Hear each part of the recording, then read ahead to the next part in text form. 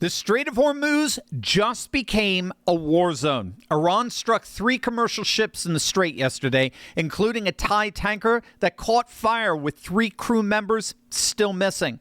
The Islamic Revolutionary Guard declared the strait closed and told the world that any vessel trying to cross the strait without Iran's permission will be destroyed.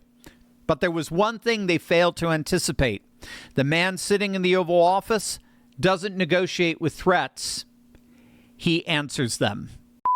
Hey gang, it's me, Dr. Steve, here to help you make sense of day number 12 of Operation Epic Fury with breaking news and analysis you're not going to get anywhere else. So make sure to smack that bell and subscribe button. So if you haven't heard, 3 commercial vessels were hit by projectiles in and near the Strait of Hormuz. The first was a Thai-registered bulk carrier. It caught fire after being struck, and 3 crew members are still unaccounted for.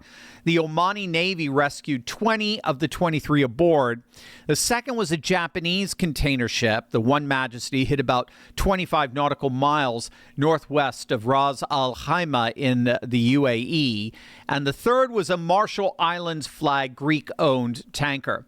The IRGC claimed immediate responsibility. Their naval commander posted on social media that ships must now, and I quote, obtain permission from Iran before transiting the strait. They're calling it closed. And to make sure we got the message, Iran reportedly began laying mines in the strait. Reuters reported that several dozen mines may have already been deployed. Trump's response was immediate and devastating. He posted on Truth Social, Iran has fired rockets at commercial ships in the Strait of Hormuz. The consequences will be at a level never seen before. And then CENTCOM delivered the punchline. They destroyed 16 Iranian mine-laying boats, many of them before they even left harbor. Trump posted that 10 were destroyed. CENTCOM's official count was actually more than that. It was 16. General Kane looked at the intelligence, saw the mine-laying preparations, I should say, and turned those boats into scrap metal before a single mine hit the water. And that wasn't all. Yesterday, March 10th, was confirmed as the most intense day of strikes since Operation Epic Fury began. Today is supposed to be even greater. Secretary Hegseth announced the most fighters, the most bombers, the most strikes, intelligence more refined and better than ever. CENTCOM's destroyed target count has now surpassed 5,500. Admiral Cooper confirmed that 60-plus major Iranian warships have all been hit and sunk, and they announced the destruction of the last remaining Soleimani-class corvette. That means an entire class of Iranian warship, their most advanced catamaran design, has been completely and totally eliminated, wiped out, eviscerated, as Secretary Rubio said. Every single one at the bottom of the sea. But here's where this gets really interesting, because while Trump is clearing the strait and demolishing what's left of Iran's military, there's a growing conversation in Washington and in Tel Aviv about what may be the ultimate move in this entire war. And it involves a tiny island most Americans have never heard of. It's called the Kharg Island. Kharg is a scrubby little piece of limestone in northern Persian Gulf. It's about 16 miles off Iran's southern coast. It's 1/3 the size of Manhattan, but it handles 90% of Iran's entire crude oil exports. Every year, roughly 950 million barrels of oil flow through Kharg's terminals and onto supertankers. Most of them head straight to China, like upwards of 90%.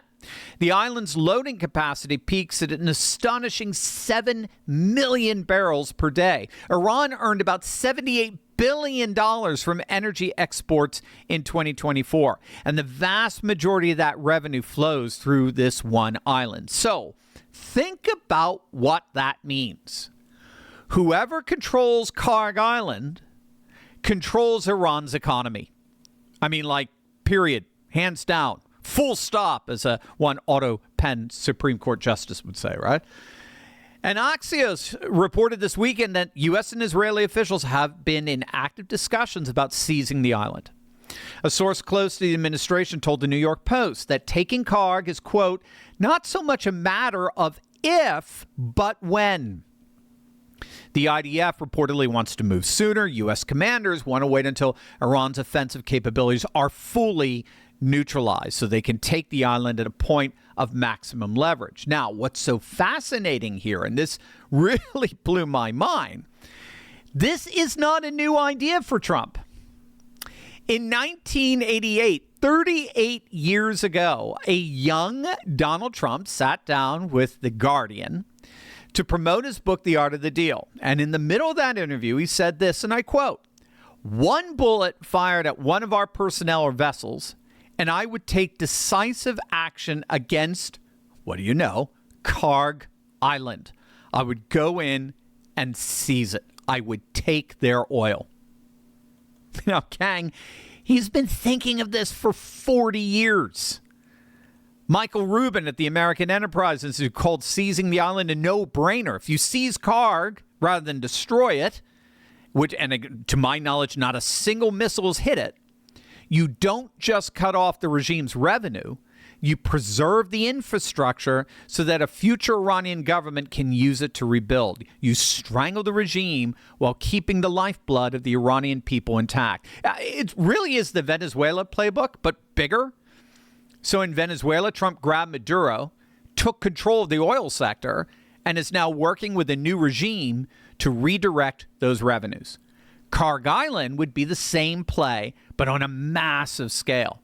Cut off the IRGC's funding, collapse the regime's ability to pay its soldiers and bureaucrats, and then, when the regime falls, hand the oil back to the Iranian people under a new government that plays by the rules of the Abraham Accords alliance. But of course, this is after the regime has been completely defanged of any retaliatory capability. And the IRGC knows this. They know that if America takes Kharg, it's over. But here's their dilemma. If they fire ballistic missiles at Kharg to prevent the U.S. from using it, they destroy their own oil terminal and guarantee that no Iranian government, theirs or anyone else's, can export oil for months. It would be economic suicide. They're trapped. I mean, seriously, this taking of territory reminded me of something. It reminded me of another battle that's been happening quietly in the background. Massive institutions, global corporations, and Wall Street giants have been buying up American land, homes, and commercial property at record levels because they understand something most people are only beginning to rediscover. Whoever owns the land ultimately controls the future. And that's exactly why I want to invite you to something called Taking Territory Live. It's a live virtual training happening March 13th to 15th that shows believers how everyday Americans are building wealth and freedom through real estate. You'll learn how to find off-market deals most people never see, how deals can be structured creatively even without using your own money, and how to build long-term income while protecting your assets and reducing taxes, even if you don't have previous real estate experience. Now, normally tickets are $197, but my good friend Jeff Rakowski has opened up a limited number of seats for the Turley Talks community for just $7. That's it, $7. But that price is temporary and will be increasing soon. So if you want to build real wealth, create time freedom, and strengthen your family's future, go ahead and grab your seat right now by clicking on that link below, because the future belongs to those who are willing to build and take territory. Click on that link below right now. So let's talk about the bigger picture here, because Kharg Island isn't just a military objective. It's not just an economic objective. It's a civilizational objective. Think about what Trump has done in the span of 2 months. He grabbed Maduro out of Venezuela and took control of their oil. He's blockading Cuba into negotiating its own surrender. He's destroyed Iran's military, sunk their navy, killed their supreme leader, and now he's positioning to seize the island that controls their entire economy. In every case, the pattern is the same. Control the energy, control the regime. Control the energy, control the regime. This is what I call in my work civilizational gravity. When the center of a civilization reasserts itself, when it demonstrates that it has the will to act, the power to enforce, and the confidence to lead, the periphery, the satellite nations realign. Venezuela realigned. Cuba is realigning. The Gulf states have realigned through the Abraham Accords, with now Israeli muscle and Arab money forming an alliance. And now Iran, the last great holdout, the center of the axis of resistance, the regime that claimed divine mandate over the entire Muslim world, is being pulled into that gravitational field, whether it wants to be or not. Kharg Island may indeed be the linchpin. It's the point where military strategy and civilizational strategy converge. Destroy Iran's weapons, that's level 1. Collapse the regime, that's level 2. Seize the oil, level 3. You do that and you control the terms of whatever comes next. You ensure that the next Iranian government isn't funded by China, it's not armed by Russia, and it isn't running proxy wars from Beirut to Sana'a. You ensure that Iran finally enters the orbit of the American-led civilizational order, not as a conquered nation, but as a nation whose resources are now flowing through a system aligned with American interests. That's the endgame, gang. That's what all of this is building toward. And a tiny island in the Persian Gulf, 1/3 the size of Manhattan, covered in scrub brush and oil terminals, may indeed be the most important piece of real estate on Earth right now. So what do you guys think? Let me know in the comments section below. And as always, make sure to smack that bell and subscribe button for breaking news and analysis you're not going to get anywhere else. Love you guys. God bless.